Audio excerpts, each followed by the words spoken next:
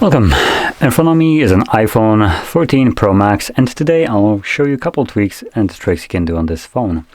So anyway, let's just begin by going into the control center. As you can see, there's a bunch of different toggles right here, and we can actually access a little bit more than we have visible right here. So as an example, under brightness, we have a couple options if you hold it. And so it'll give you obviously the brightness slider, right? But it also gives you the access to dark mode, night shift, and also true tone. So you can quickly change some of them if you want to, I don't know, change them like on the go, for instance, dark mode, which obviously is another thing that I want to show you, which is, well, dark mode. And this, well, honestly looks like it didn't change anything almost. Let me quickly just make sure if I disable it. So it does change the like the filling right here of this. Obviously, one thing that it will change is default application. So now that I have changed it, if I open up something like settings, as you can see, it's now in dark mode. Also, a bunch of the default applications, or almost all of them, are now in dark mode. So there we go. Now moving on to the next option that I want to show you. It's going to be associated with installing a bunch of apps. As you can see, all my apps right here are just like smack in the middle of the home screen, all added just the way I was installing them. But you can navigate into the settings before you start like downloading your apps, or maybe even after if you're planning to like test out different apps. And you can navigate into your home screen section, so right over here, where you'll find newly downloaded apps get put on into, for instance, app library only, meaning that they will be visible only in here, so the app library, and won't be cluttering your home screen so much. A bit of a more convenient way of organizing your applications, because they do get sorted. As you can see, we have recently added, suggested, other, utility, photos, videos, social. So they have categories, and those apps will be placed in them. So there we go.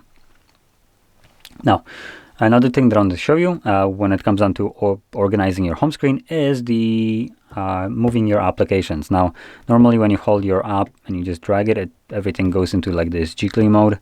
So if you wanted to normally move an application from one page to another, you just grab it, drag it over, and drop it. But what you can also do is just hold it, and then obviously, for the most part, you probably want to move more than just one app. So what you can do is, while holding this one app, tap on additional ones. So as an example, I can just grab all the games right now. There we go. There is some here as well.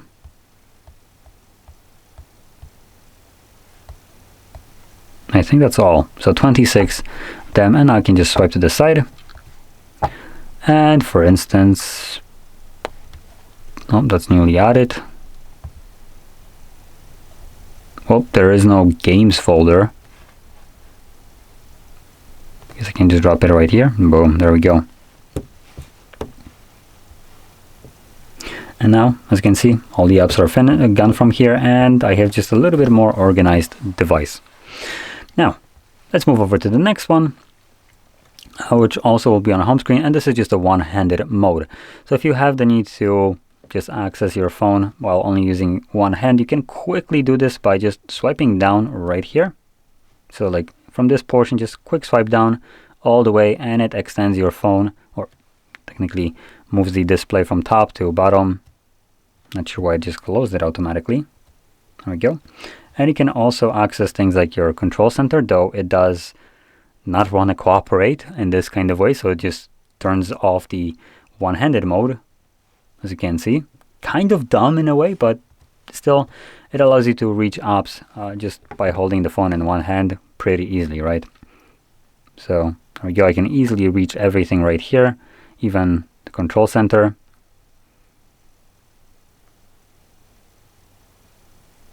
So there we go. Anyway, moving on to the next one.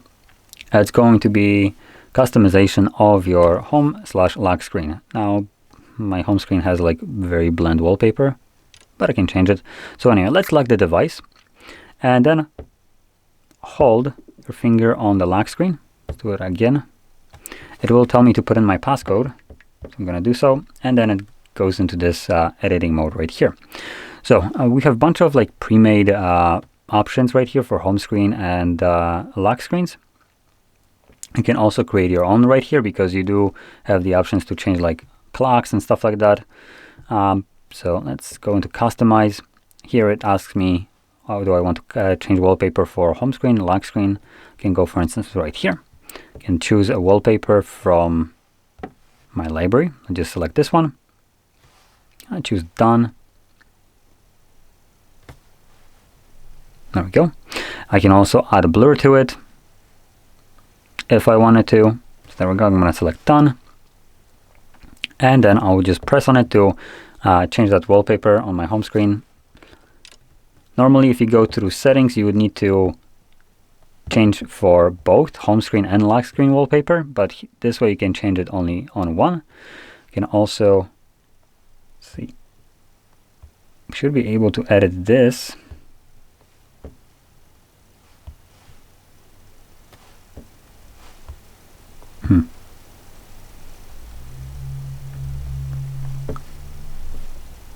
Remember, I was just able to hold it and it would change, but I guess it doesn't want to work here anymore.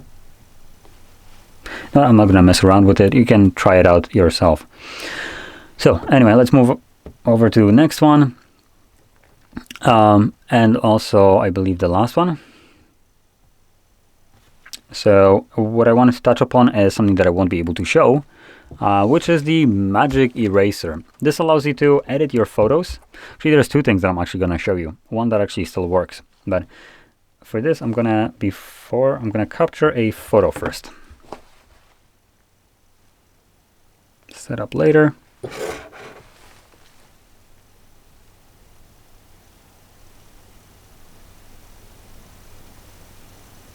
There we go. Hopefully this is a good enough photo. So I have just captured a photo of the plant, but now going into our photos, where's my little plant?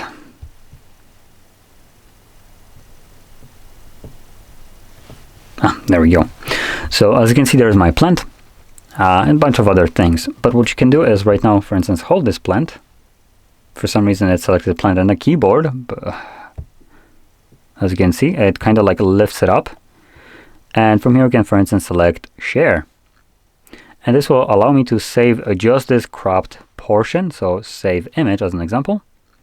And it added a new image. And there we go. Now it didn't do a fantastic job at cropping it, to be completely honest. I'm going to try one more photo just so I can give this option a little bit more to work with. A little bit better result.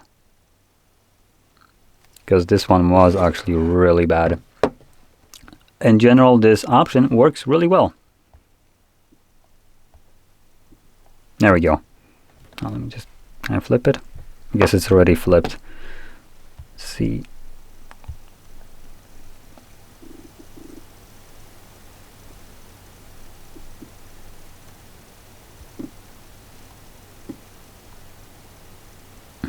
How do I rotate it? Oh, there we go. So now that I get that, we can now hold this. Result. There we go. As you can see, it's selected it the same way. Now it's not giving me that pop-up right here, so let's try it again. There we go. Now we can select share, save image. And now we actually got a decent result right here of just the plant itself without any kind of like weirdness that happened right here. This also works with people. I think I have it in like hidden. Let me quickly see. I'm gonna navigate into photos just to show you. I just literally seen this. Okay, so this was the example I did before, but I can do it again. So I can hold it, share, save, and it will crop this dude completely out of here.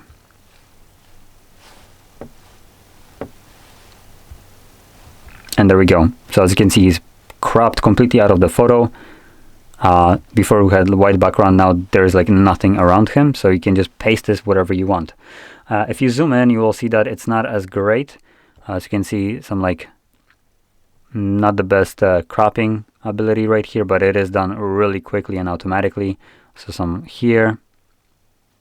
But for the most part, this is really good. For something that just requires you to hold the image and it just crops it instantly, entire thing, it's pretty decent. So that's another thing.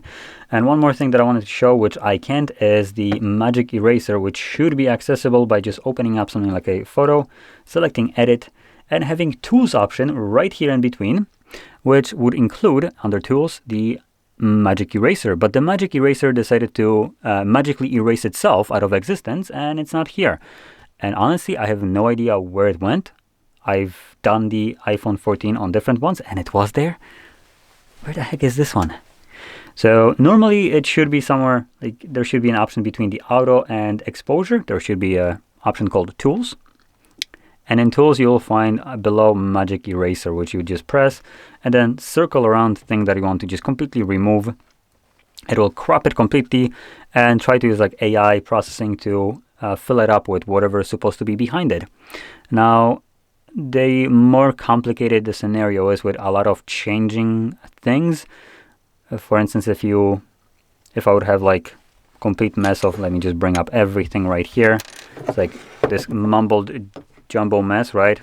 Just also put something like this, right? And let's make it a little bit more complicated. So there we go. If I have something like this as a photo and I try to remove only the iPhone right here, obviously it would struggle with this because there is so much clutter going around it. But if the scenario is a little bit more clean, like this, for instance, right? You would remove an iPhone, it would just substitute it with a white table without a problem, which is a pretty neat feature to have if you just want to crop something unwanted from a photo. And it does it pretty well as well. Like I said, it might struggle the more complicated the scene is, but with something like easy to blend and easy to define what you're trying to remove, it should do a pretty good job. Now, unfortunately, I have no way of showing it because, like I said, it just decided to remove itself.